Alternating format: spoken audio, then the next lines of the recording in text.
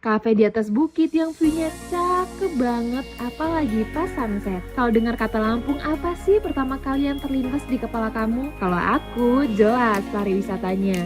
Mulai dari pemandangannya, lautnya, gunungnya, terlalu indah kalau nggak dieksplor. Kayak kafe yang satu ini. Kafe yang berada di atas bukit ini menyajikan view kota Bandar Lampung dengan jelas dan indah. Ditambah bukit barisan di bagian belakang dan selipan sunset yang super cantik, jadi daya tarik sendiri untuk dinikmati. Dan sebelum aku foto-foto, sebelumnya aku udah order makanan. Sambil nunggu pesanan aku dateng, aku mau nyemil dulu snack kesukaan aku. Makaroni bun cabe level 15, ukurannya compact dan travelable, biar makin afdal healing kali ini. Setelah explore semua angle dan pas banget makanannya datang, makan dari ketinggian gini emang seru banget sih.